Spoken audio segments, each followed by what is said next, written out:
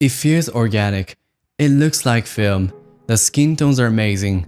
When people try to explain why ARRI feels so beautiful, the explanations often become vague. But what does that actually mean? What's up, mate? I'm Wade from Tomonoma, based in Japan. As a visual artist and marketer, I think about images differently. Not just how they look, but why they work. Over the course of years, I've created everything from live-action films to documentaries to CGI. Today, I want to explain why ARRI footage feels so different compared to other cameras like FX3 and C70.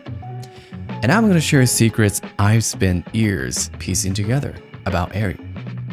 Don't you think ARRI always looks so cinematic even if not color graded? It's almost like magic. Now, any camera today can produce great images if you know what you're doing. But if every camera can take something good and make it better, then ARRI can turn that better into the best. So even if you don't own an ARRI Alexa, understanding the ARRI look is essential if you work with color. And once you understand it, you might be able to recreate that cinematic ARRI feel on whatever camera you're shooting with. In this video, I'm going to walk you through what makes ARRI ARRI, based on years of personally working with ARRI cameras. This video is packed with information, so grab a coffee, sit back, relax, and let's get into it.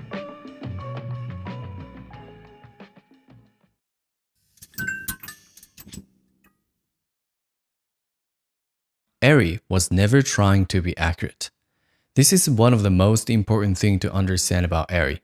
Most digital camera manufacturers try to reproduce reality as accurately as possible. So their goal is technical precision.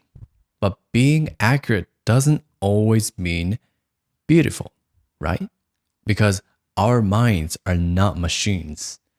So ARRI's approach is different.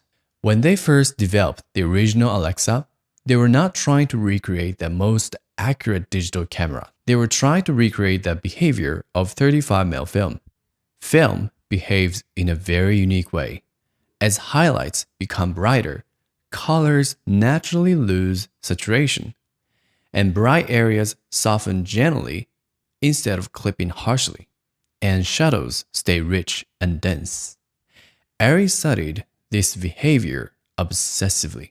Even though digital cameras work completely differently from film, chemically and physically, ARRI tuned their cameras to mimic the emotional characteristics of film negative. That's why ARRI footage often feels less digital, and it's rather more natural, more human.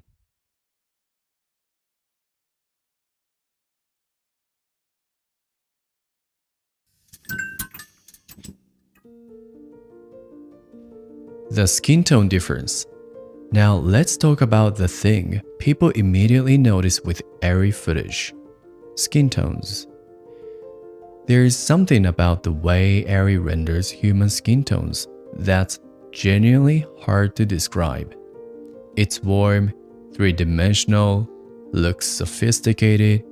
It feels like there is weight to it. And even people who know nothing about cameras can feel it instantly. They can't explain why, but something feels right. So what's actually going on? Almost every camera company talks about their skin tones. Usually, their approach is pretty similar. Protect a certain hue range, prevent faces from shifting too green or too magenta. But like I said before, being perfect doesn't always mean it's beautiful. To prove that, here's an extreme comparison between the Canon C70 and the ARRI Mira. I shot this in an elevator corridor where the lighting conditions are really bad. You know those situations where you just can't control the lights but have to shoot anyway? Yeah, this is one of those. To show you how bad these lights actually are, take a look at the spectrum the light meter is picking up. Well, it's basically telling you that the spectrum balance is so far off, any human being under these lights is gonna look like a zombie. So, let's see how zombie he looks. This is the Canon C70. Well, Honestly, I'm genuinely surprised the skin tone doesn't look that bad given these lights. I've shot with a lot of cameras over the years, and the C70 is honestly one of the best cameras when it comes to the skin tones. So I'd say it's doing its best to stay true to what the location actually looks like. But the situation is just so brutal that the skin tones are not really holding up. Well, I'd say he's got about 8 hours before he fully turns. Now let's take a look at ARRI Amira's clip. The difference is night and day. At this point, I'm sure you're convinced that being perfect doesn't always mean beautiful. Counterintuitively, cameras designed with color perfection in mind ends up not so perfect to our eyes. And ARRI, designed with color imperfection in mind, ends up perfect to our eyes. Now, to learn more about ARRI's skin tone, I'm going to show you another comparison between ARRI Alexa Mini and Sony FX3, which I posted several months ago.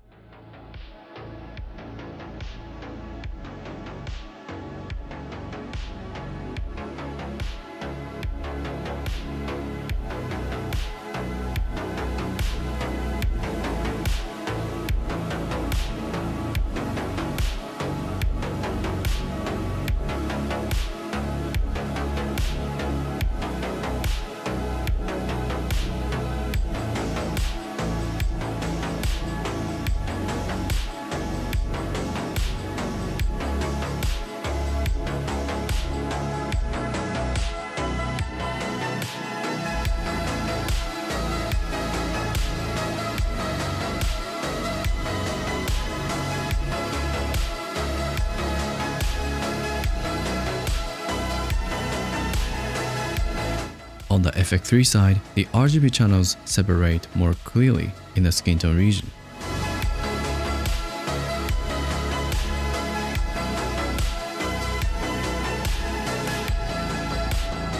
This gives the hue a slightly less unified feel and introduces a bit of instability in how the skin reads. This gives more contrasty, punchy, or contemporary feel depending on how it's shaped in post. On the ARRI side, the RGB channels stay much closer together and form a smooth, unified shape, which result in a more stable skin tone.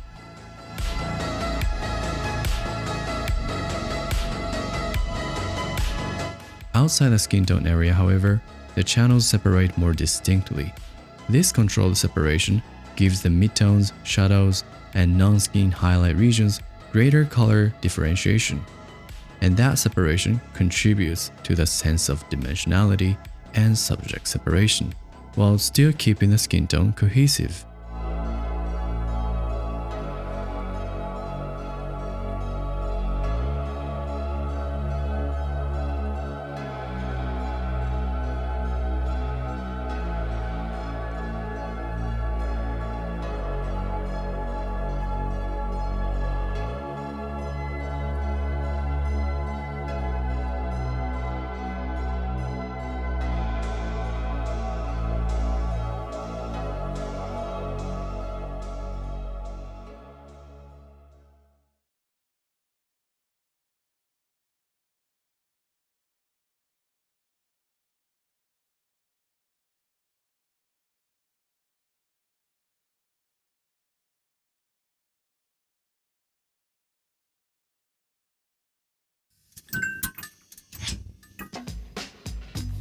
The tiny detail nobody talks about.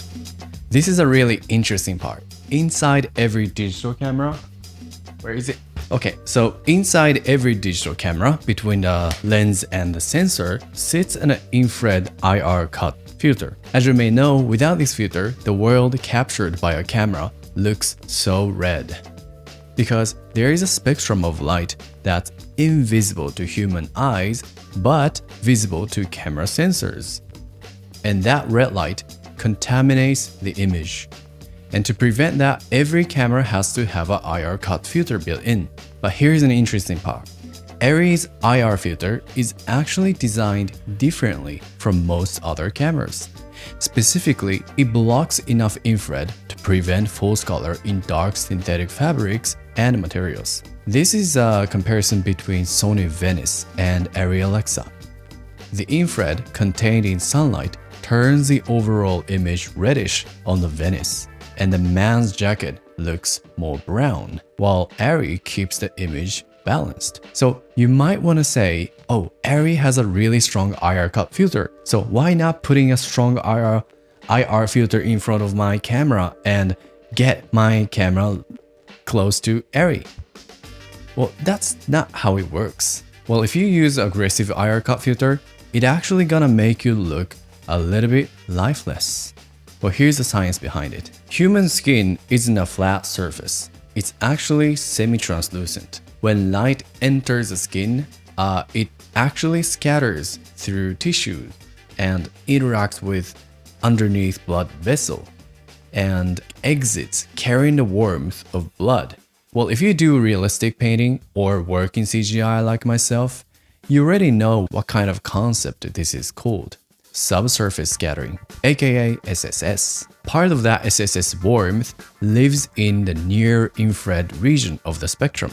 So cameras with more aggressive IR filtration actually cut right into that near-red range. For instance, to give you an extreme example, iPhone is known to have a really aggressive IR cut filter. So if you shoot a person with it, the skin looks plasticky, like a wax figure. And what's missing there is a translucency of a real skin and the warmth that comes from underneath it. And to hide that lifelessness, iPhone's color science adds a ton of red to the image. That's why you get this artificially saturated look out of iPhone. Well, of course, iPhone is an extreme case, but the same story plays out across all the kind of cameras, digital cameras too. So what does ARRI do to this problem? ARRI's IR filter is actually designed to block enough infrared to prevent IR contamination, just like any other cameras. But at the same time, their IR filter is not super strong, and that's the point. It actually lets in near red light through. And when ARRI was asked why they don't use a stronger IR filter to cut all the unwanted red in the image, right? Because red contaminates the image, so why not you just eliminate all the red? Well, ARRI answered, because flesh tones, so skin tones, require some far red in order to look natural. So it means they block infrared, but simultaneously let in near infrared for natural skin.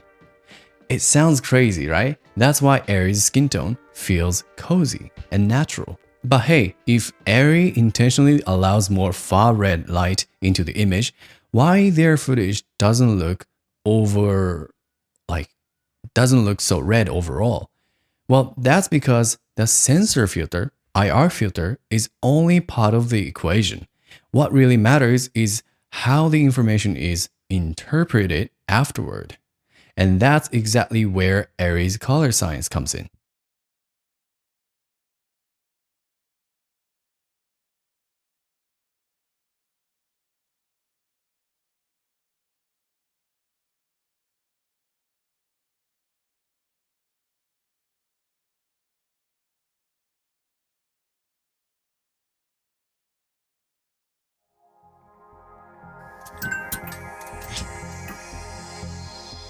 ARRI's color science. First of all, ARRI's color science has always leaned slightly towards green and cyan.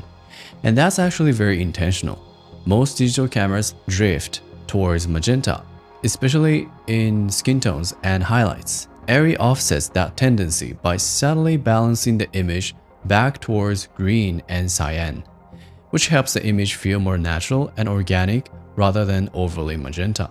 But it goes even deeper than that. ARRI also tends to keep shadows slightly cooler while preserving neutral skin tones on the subject itself. That subtle separation creates a natural sense of depth between the subject and the background, just like you saw in the previous comparison. And that's one of the reasons ARRI images often tend to have this three-dimensionality. Film behaves in a very similar way. Traditional film stocks naturally produce a kind of split toning effect, where shadows lean cooler while warmer tones remain in the midtones and skin. So even before grading, ARRI footage always carries some of that cinematic color separation. Now let's talk about another color tendency that's kind of a flaw, but at the same time being considered as a character. ARRI tends to interpret saturated reds as a cherry red with more blue value than it actually is in reality. Just like a neon lights. Well, this is actually what I saw in person. Red is more red. This is the red I saw. But ARRI interpreted it as more cherry red. According to ARRI themselves, this is an intentional compromise made for their exceptional skin tones at the expense of color accuracy.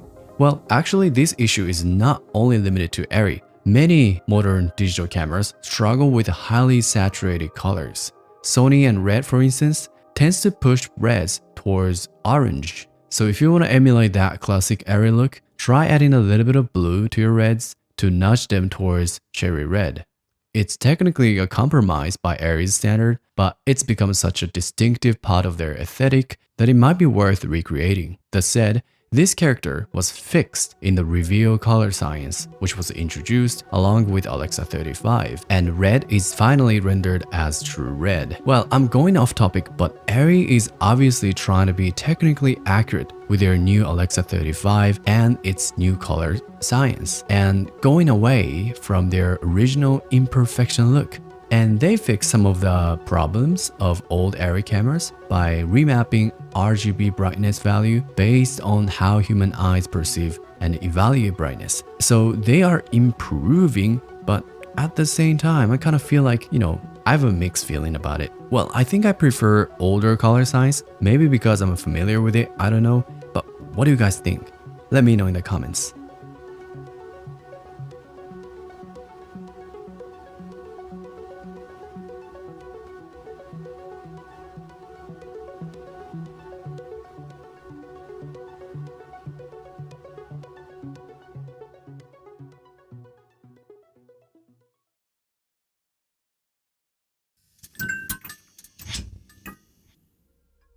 So you know ARRI is designed with film look in mind, right?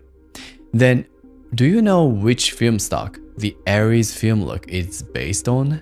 Kodak Vision 3 500D, Fuji Eterna 500, Kodak 250D? Take a guess. The answer is none of them. When ARRI designed the color science for the Alexa, the engineer behind it didn't want it to look like a specific film stock, because a specific film stock has a personality. Kodak, Fuji, whatever film that is, if you chase that certain characteristics of film, you end up with something that feels like an imitation. And ARRI wasn't really after that. Instead, they just wanted the underlying behavior of film. And one of the most important parts of that is how film handles color as it gets brighter. On most digital cameras, colors keep getting more saturated and saturated as it gets brighter, all the way until it clips. That's a big part of why digital footage looks digital. Film doesn't do that. As tone gets brighter, saturation naturally fades. The richest, most saturated colors always live in midtones and shadows, never in highlights. So let's compare FX3 with ARRI. If you take a small sample from the t-shirt as a midtone, the average saturation value within the square is 43% on the FX3 and 45% on the ARRI. However, if you take a sample from the sky as a highlight, the average saturation value within the square is 25% on the FX3 and 11% on the ARRI. That's half of the FX3. Now it's obvious, ARRI intentionally loses saturation as it gets brighter, just like film. ARRI built this behavior into the Alexa. Colors saturate up to the middle gray, but beyond that, it only gets brighter and not saturated anymore. And thanks to that, highlights never look harsh, skin never looks overcooked. Bright areas just feel natural. Again, not because of a lot or color grading, but because of how the camera is fundamentally designed to interpret light. That's why ARRI footage always has this richness straight out of the camera. If you ever work with Alexa image, you can relate this, right? What I'm trying to say is that colors are saturated and dense and rich, but it's different from artificially saturated look. It's natural and pleasing, and tone of colors and richness live in the midtones and shadows. And that's what create Alexa look.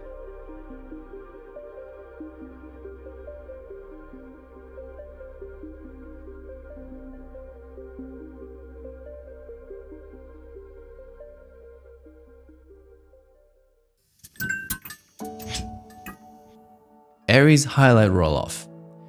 On many digital cameras, highlights transition very abruptly into pure white. Detail exists, and then gone. ARRI behaves differently. As highlights approach white, they compress gradually and gently, very similar to film negative. This affects almost every frame in the movie. Windows, reflections, practical lights, bright skin highlights. The transition from detail to white is happening everywhere, and ARRI's transitions simply feel smoother and more natural to our eyes.